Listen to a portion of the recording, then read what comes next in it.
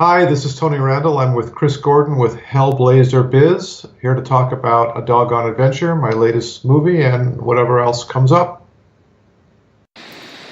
Good morning, good afternoon, good evening, and good night, listeners, wherever you are in the world right now. You are tuned in to Hellblazer Biz with your host, as always, me, Chris Gordon. Thank you all very much for tuning in. I appreciate all the support that you give me. Without you, this show is nothing.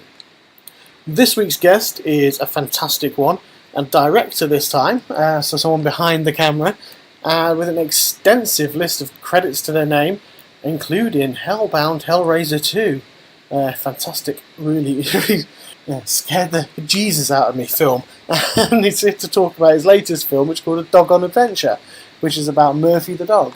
So without further ado, I shall introduce you to the great and fantastic Tony Randel.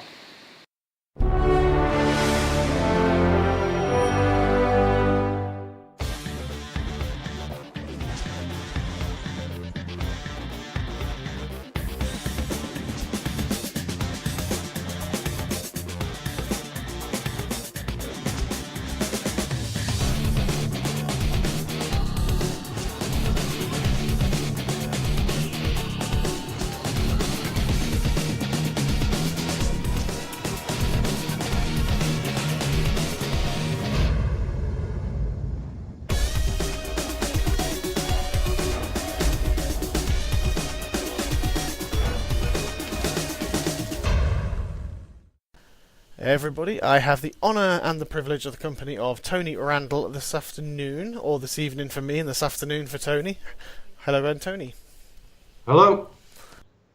Thank you for coming on. I really appreciate it, and appreciate all your time that you're spending to come and talk about your latest film, which is A Doggone Adventure, and obviously a few questions about some of the other films and that you've done in the past, and some of the thought processes, I think, in the directorial field, because I've talked to a lot of actors, I've talked to a few directors and filmmakers as well, so I love to get the for myself is to get that difference between the two, because the perspectives of the filmmaking, and you get the all-round experience. So hopefully I've got a few questions which might help to round that out from your perspective.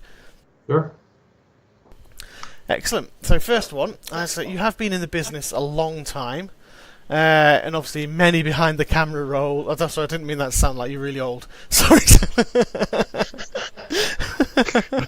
What a way to start the interview, just completely insult you. I'm deflated, but go ahead. Oh, cool. But obviously you've had many behind the camera roles, writer, producer, sound, visual effects, editor, right through to director. Well, that's just to name a couple of them. Which have you found the most rewarding?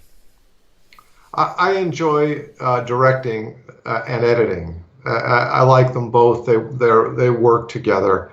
For me, my great joy is planning a movie, and executing the plan is not that much fun. Often it's very difficult, but we manage to get it done somehow. But I like the planning. Don't really enjoy the shooting, but I tolerate it. And then I very much enjoy the editing to see if the plan I came up with works, or I have to come up with a new plan. So mostly it works. At this stage in my old life, I figured out how to make it work. Excellent. It's nice to hear that. Have you ever directed stage as well, or is it just film and TV? Just film, TV. Excellent, and I say just. I mean, the credits say you've got a superb. So, and again, no That's okay. What a great start! Yeah, I've criticised. Yeah, said you're old, and then I did. Yeah, didn't mean it like that, but yeah, that's quite cool. I'm old. I direct the hack stuff of television. I don't really legitimate acting and stuff. I don't deal with that. It's not at all. None of that. No, your credits are none of that whatsoever. As if they're some of the best films going. Well, thank you. You're welcome. Have you ever actually wanted to go? So, following on from that last one, have you ever wanted to go in front of the camera at all? I know you said you don't actually like doing that side, so never. I mean, even the Skype camera is bothering me right now. And I can't see myself, but I can only imagine. So no, the idea of being in front of the camera is never been part of my desire. Okay, that's fine. That's fair enough. I mean, I think a lot of you do have that either desire to be behind the camera or in front of the camera, and I think there's a few people who usually actors sometimes usually turn and go the other way. But again, over the people I've talked to, it's very much of a one-way street. So the actors would like to learn the other crafts of the types of the directing and the producing. But it's quite rare to find a director who would actually go in front, I think. So yeah, but it's nice that it's the creativity, I think, that you enjoy for that, and like you said, and the editing, and seeing how it all comes together. Editing is sort of like, for me, tinkering around with stuff, and I've always liked to do that, whether it was films or radios or whatever. And it's the experience of creating something from kind of nothing and seeing if it works. That's where my interest has always been, and telling stories. But being in front of the camera, never. Excellent. Okay, cool. Who would be your ideal leading actors, male and female, then for your movie? My movie? Yeah, for one of your movies, who would be your ideal lead-in cast? I said this: if you could choose anyone, whether they've departed or still around. I've worked with some really good people. It really depends on the project. It's a tough question. Like, what kind of a film are we talking about? I was not ready for that question. I think about that. I mean, I've worked with people the caliber of Cliff Robertson and Paul Sorvino and Karen Black, but I've also enjoyed some of the younger people I've worked with. So I don't know how to answer the question. Sammy Davis, who I've worked with her twice. I really think she's great.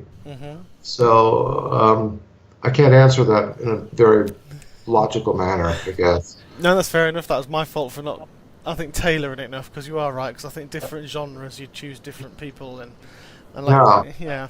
Ken Cranham is a great actor. I've really enjoyed working with Ken Cranham, but it would be this, on a specific thing, sure. Yeah. A great actor, I've worked with a couple of great actors in Germany, Dominique Roca, and Günter Schulz. They're probably not even known pretty much outside of German television or German acting, and they're great. There was a woman I worked with she was spectacular. Her name was Brigitte Doll. Okay. Unfortunately, and she was Austrian, but she unfortunately passed away a couple of years ago, too young. Oh, so I've been lucky to work with some pretty good people. Excellent. I do actually like German cinema. I lived in Germany when I was in university. I studied German. That's my degree, and this is like 20 years ago. So I'm not young myself. Don't worry, Tony.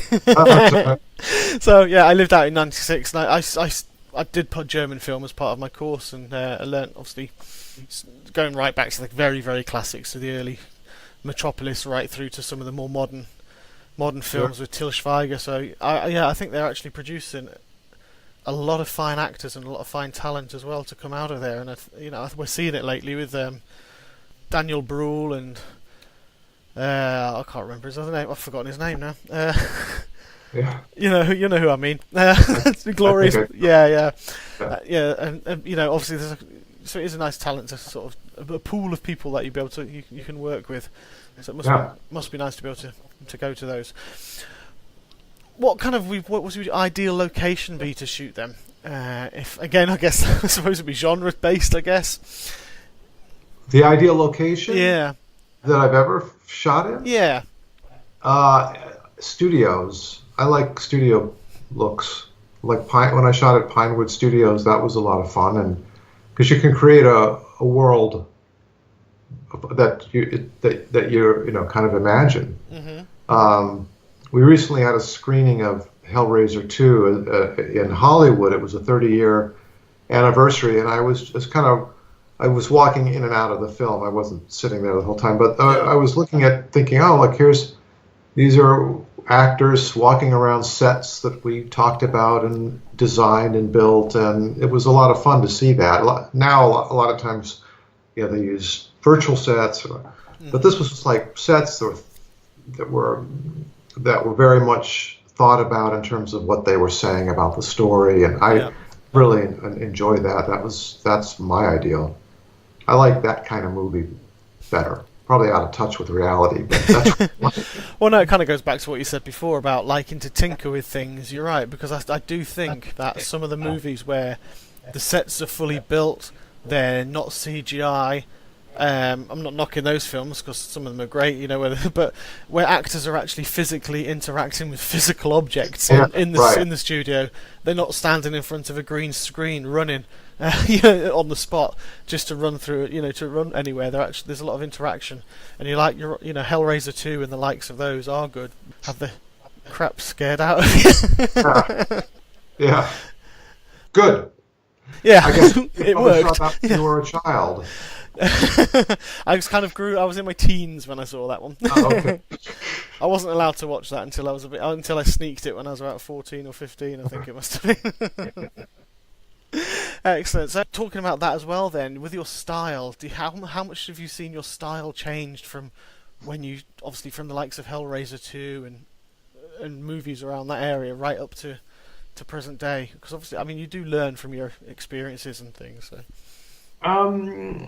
I've always been concerned with production design. It's sort of the number one thing on my list.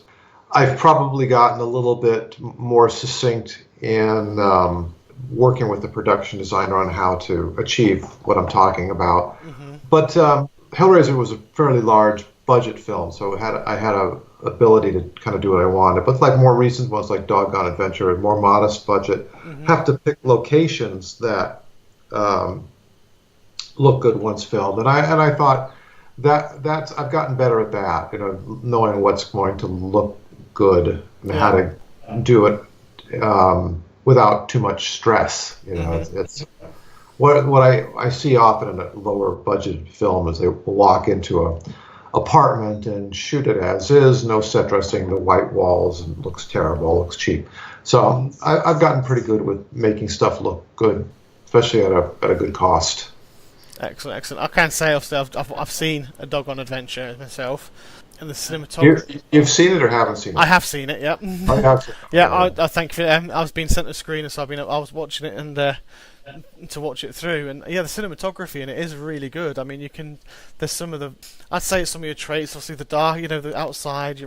It doesn't look like a low budget movie because of the what side? I didn't. Oh, sorry, just the lighting, everything. Like you just said, the set, creating the scene and getting everything right. Doesn't look like it was on a smaller budget than any other film, because it really did. It came across very, very well.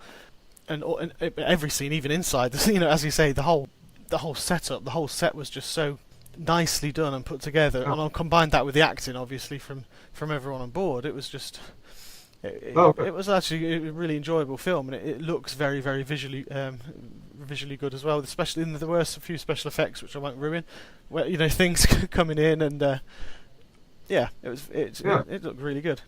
Good. Enjoyed it. Excellent. So. Obviously, Doggone Adventure's the latest in the series. I know there's been two others. It's the third one, isn't it? It's the third one. The third Doggone movie. And I know you edited the first. You were editor on the first two. Is that correct? Yes. Okay. What made you want to direct the third one? I thought it was time. Mm-hmm. I get up from my office and not be lazy and get out and actually work hard. I foolishly thought I could shoot a movie in 12 days with flying sleds in the air and all that stuff. So, that's why. If I could do it. Yeah. Excellent. There are several things in there, like you say. I had visions. I did feel old because obviously the rotary telephone in there, and I had visions of Flash Gordon in my head with those sleds, which was brilliant. And again, it was the visual effects of that were done really, really nicely as well. It comes across really well on screen. But obviously, my generation, I did have visions of the Flash Gordon with Dale on it, which is Chuck Serino did the visual effects, and we talked about that Flash Gordon look. Now, it's not going to look exactly real by today's standard. It's going to be a little retro because we just don't have the resources to spend $5 million to create perfect reality. But what we did certainly rivaled a Flash Gordon look. It was stylized, and it was intentionally so, knowing that we wouldn't be able to make it 100% real. So once again, it goes back to that production design as storytelling. This is the world's. Once we get up into the sky, it's a fantasy world. We're in the fantasy land for these children, and it doesn't look completely real. Because it's not. It's kind of ludicrous if you look at it. Really, the kids are not even strapped on; they're just hanging up these things. But it serves the story. The fact that things look sort of super real. Yeah, I didn't actually mean it that they didn't look real. I mean, as in cheesy, like Flash Gordon. I just meant I didn't take it that way. That's right. Yeah. So for those watching, or sorry, those listening, what can you tell me about the film itself? For those who may not have seen it yet. It's a third in a series about Murphy, the thinking dog. He communicates with children telepathically. Each film is its own story. Murphy is a returning character, but the stories they're not sequels per se. They're sort of individual films with the same character in it. And some of the same kids, but they're playing different roles. It's like a stock company of actors here we had. So, he's a dog that was genetically altered to be smart, and his keeper, master, owner, the scientist who had him, tries to protect him from the evil corporation that wants to exploit him for some reason. We don't really know what the reason is. We never really say. Yeah. Probably military. It's always that. So his owner hides him and loses track of him for 6 years. Is always looking for him, and eventually that's what the story is about.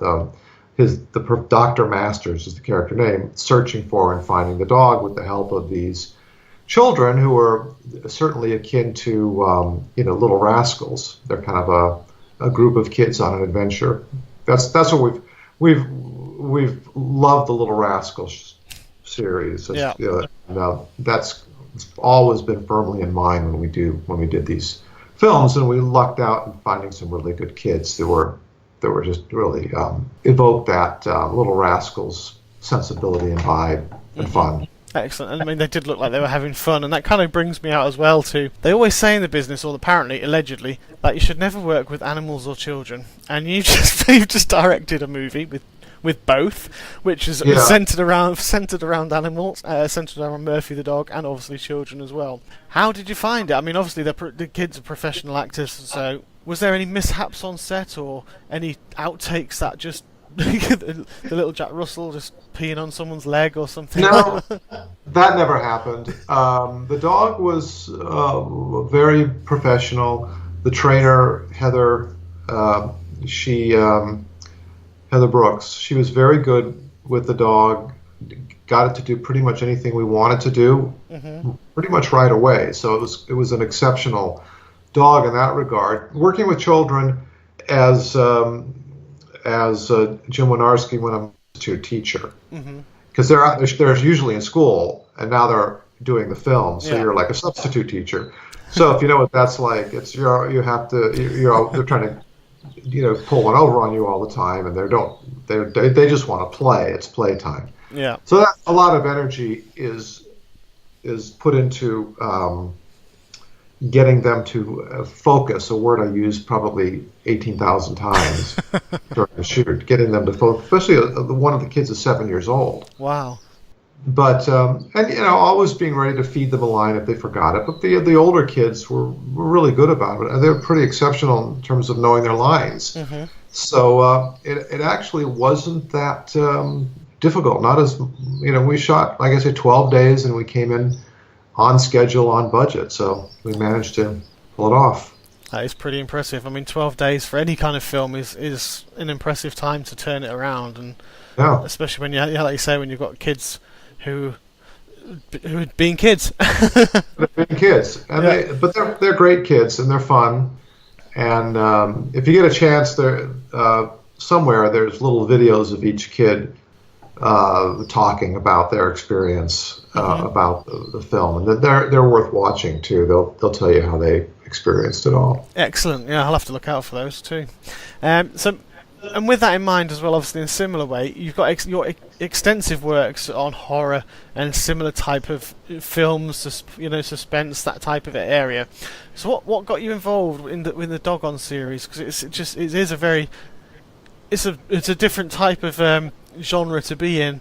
Although I suppose one could see it, especially in this last one, that you're kind of bringing sci-fi to kids in a way and introducing in a soft. Yeah. Well, it's the second kids movie in a row that I did.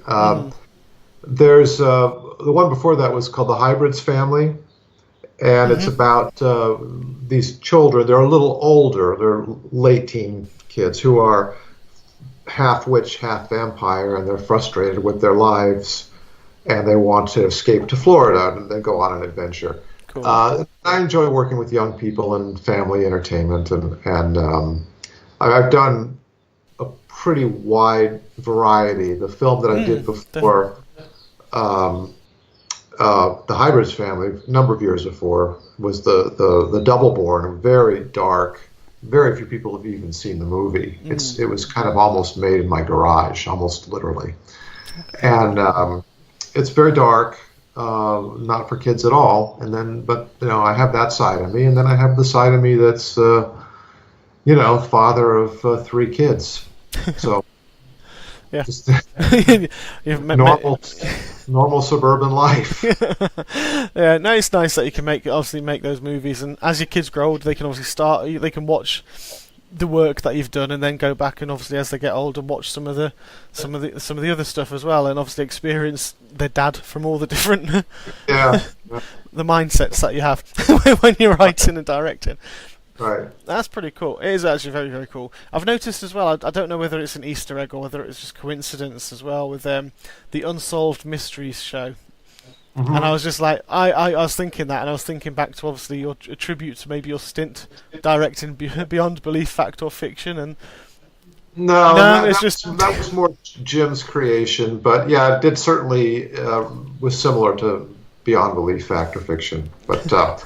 In that show, I never had anything to do with the segments that Jonathan Frakes or James Brolin did. That they were all done separately. Mm-hmm. I just did the little vignettes, or short. They were short films, really. But it was. It did have a little echo of that, but mostly Unsolved Mysteries, obviously. So a show I never really watched. So. Yeah. I was never that interested in it. Science fiction, obviously, I am interested in. So there's plenty of references in this movie for science fiction, and science fiction and Charlie Chaplin. There seems to be two big references all over the place. Yeah. Yeah, and it is, for those people who do watch, for the older generation who are watching out, and they can pick out, there are several times, like you say, where you can just pick things out and work on those genres. Also, I'd love to know where you get those crab costumes from. I'd love to scare the hell out of my son with those. Jim went to some kind of monster convention, and he saw this guy selling them and said, "We want to buy 2 and give us permission to use them." That's where they came from. They were great. Yeah, they were. So they kind of made the whole movie, really. Yeah, they were brilliant. Absolutely brilliant. Yeah. Excellent. So I'm going to move on. I've got a couple of questions as well now, just from someone who sent some in about your former, obviously, some of your former films. Carissa would like to know, what fun stories do you have to share about things that went on behind the scenes while filming Hellraiser 2? Oh, wow. Ooh, that's going back. Surprisingly, it was a lot of fun to make that movie. I was laughing quite a bit. I know that seems kind of it's strange, but I'm more of a funny person than a serious person, and I like to have fun and joke all the time. So there was a lot of practical jokes going on, but one that I can pull off in the memory is there was a lighting effect where the corpses are hanging and the lights are they're sort of moving up and down on them. I don't know if you remember that, where the lights were sort of... It's been a long time since I've seen it. Yeah, streaks of light, and they're going through, and real creepy. It's backlight, it's moving. Yeah. So there was a guy, and I think they his nickname was Wazzle. I think it was Wazzle. Mm. And he was the Grip. And he was doing the lights. So the cameraman, Robin Vidgen, got him going on the lights. And as soon as he had it correct, everybody left the sound stage and left him there doing it. I don't know how long, I forget how long it went on, but it went on a long time before he realized everybody had gone. So there was that little practical joke. That's the one that I remember the most. But there was a lot going on, especially with Robin. He was a bit of a practical joker. So, excellent. Brilliant, excellent. Also, what's the best part about directing an iconic horror film such as Hellraiser 2? As you can tell, she's a horror fan. I guess people still talking about it is kind of cool. And asking, when I get questions about it, especially if they're good questions, I enjoy talking about what were you thinking when you did that scene part of it? What does it mean? They don't get those questions very often, but there's a lot of thought that went into the film, and everything kind of has meaning, and so that was I enjoy that, and it's the fact that people still watch it. I like. I was going to say, it must be nice to know that your films, and it's not just Hellraiser 2 that people watch still. It's the other. You've got a whole range of films there which people do still watch. I think obviously Hellraiser 2 took more of a classic cult. Iconic status from that side of things, which was, but yeah, I mean, you go to conventions still, and you still see, characters from the Hellraisers. People have still got Hellraiser 2, Hellraiser, whatever posters going on, and little model figures are still being created from those films. And this, how many years on? It's so yeah, I can imagine it must feel really good to just sit there and think, yeah. Got a little piece of history there. It's nice. Excellent. What's your dream? This is again, sorry, these are all Carissa. What's your dream horror project?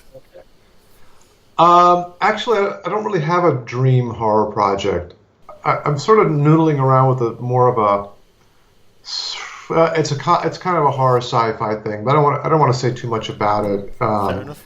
It was sort of inspired by a series that my animated series my daughter forced me to watch a couple of years ago. She's into anime and that, it's hard. I'm not great at writing. It takes me a long time to kind of come up with stuff. So it's something I'm sort of noodling with at the moment. But I don't really. It's different. whatever it is I do, I want it to be very different. And probably makes it uncommercial and unmakeable. But I just see things in a different way, and I don't really like standard storytelling. So no, that's fine. That's a great. It's nice to have a different take, and not just the standard storytelling. It's nice to be taken as a viewer and a consumer on a different tangent and a different, like you say, with Hellraiser 2, that everything's got a meaning that you can look into and find. Yeah, but it does open one up to a lot of criticism. for the little film I did, The Double Board, has been brutalized by so many people, and I always say it's my best work. It's the film that really is more me than anything that I've done. But very few people have seen it, and majority of the people who see it think it's an abomination of art. So. But I really like that film because it's so unique and different. Yeah, I mean, actually looking at that one, I've just looked up and that's 2008. That one came out. Yeah. So I'm gonna have a look at Bram Stoker. I'm gonna look that up. Because I do like your work. So yeah, I'm gonna look that one up. I'll watch it. Yeah. And see what I think about that. Brilliant. The last one from Chris is: who is your favourite movie bad guy? Favorite. So the problem is a lot of times the bad guys are actually, I look at as more the heroes than here's one. Lee Marvin in The Man Who Shot Liberty Valance is a great bad guy. He is one of my favorite bad guys in a movie. He's bad. And yet he actually represents something very profound in the storytelling of the movie. Do you know the film? I do know it. I've not. Again, it's a long time since. Yeah. Well, if you just analyze what his name means in terms of the story of the movie, is a very important character and what he represents. And yeah, he is a bad guy, but it's a sad bad guy. It's somebody that, like I said, there's a lot of weight in his character in terms of what it means, what it meant for what he represents, is a transition in society that there is, even though it was progress, is sad. And he's high up on the list in that portrayal, and that movie that's one of my favorite movies. So okay, excellent. Yeah. So Lee Marvin, excellent. Thank you, great choice. And with going back to A Doggone Adventure, before I draw this to a close for you, is it on is it out now? It's on Vimeo, I believe.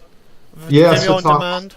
All the major platforms: iTunes, Amazon, Vimeo, probably YouTube, various cable networks here in the United States and abroad, and DVD. Excellent. That's a nice wide distribution for it as well. Yeah. Excellent. So no, hopefully, I'll sing its praises, because to be fair, even as a 42-year-old grown man, I did enjoy that film. It was. It's supposed to be. There's a lot in there for adults to enjoy. So I'm glad you enjoyed it. No, you're welcome. I think that's good when you do have references. I think there's a lot of nice things to have references for the adults to sit back and enjoy, because it's all about the kids now. When you've got kids, and it's nice to when you sit and watch a movie like that, you can actually sit and enjoy it too. So I should be making sure my son watches it, because he loves that kind of film. I should be downloading it off iTunes or wherever I can get it from this weekend. Purchasing, obviously, and I mean, the whole thing starts off immediately with references to other work, all right from the Close Encounters, obviously. The title sequence, there's all sorts of references to other movies, and there's one particular that's a pretty close reference to another movie, if you could pick that one out. So it's meant for everybody to enjoy. Exactly, brilliant. And I shall send the links out for everyone to watch, because I do highly recommend it for everyone. Well, thank you. You're welcome. And before I wrap this for you, Tony, is there anything you would like to say to people who are listening to this now? One final thing? No, just watch movies and enjoy it. And watch this one and enjoy it. It's fun. It's a fun movie. It's definitely fun. Thank you very much once again, Tony. Absolutely fantastic to talk to you. Brilliant insight into behind the camera there for A Doggone Adventure. Everyone go and check out that film, A Doggone Adventure, on all major platforms now. This has been Chris Gordon on Hellraiser Biz, where you can find me on YouTube, Twitter, Podbean, iTunes, Spotify, TuneIn.com and more. Just search Hellraiser Biz and you'll find me. Thank you very much for tuning in. This has been Chris Gordon. Until next time, saying, see you later.